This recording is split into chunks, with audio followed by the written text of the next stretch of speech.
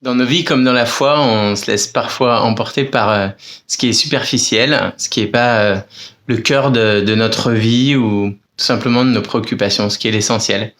Et c'est intéressant de voir qu'à la fin de sa vie sur terre, Jésus lui prie en rendant grâce à Dieu parce que il dit ça y est, ils ont reçu la parole que tu m'as donnée et ils ont vraiment cru que je viens de toi et que tu m'as envoyé.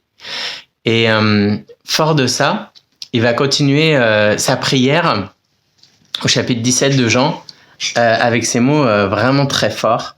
Je ne prie pas seulement pour eux, les disciples, mais pour aussi ceux qui croiront en moi grâce à ce qu'ils diront de moi.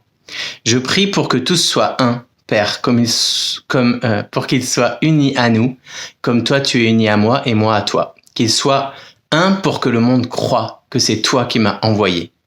Je leur ai donné la gloire que tu m'as donnée afin qu'ils soient un, comme toi et moi nous sommes un. Et on voit bien que il y a plein de cultures différentes dans les églises, entre nous dans la manière de vivre notre foi, il y a aussi nos psychologies, nos façons d'aborder les choses et les gens, et que tout ça met beaucoup de confusion dans nos relations, parfois dans nos convictions. Ça devient même souvent l'enjeu de nos appartenances ou de nos différences.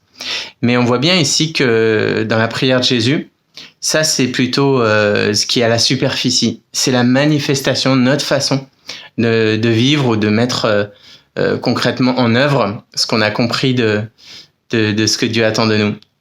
Mais au cœur, notre unité, c'est vraiment de recevoir la parole de Dieu, de le laisser vivre en nous, de croire de tout notre cœur qu'il vient de Dieu, qu'il a été envoyé par Dieu et que à la manière dont il demeure dans le Père, il veut demeurer en nous.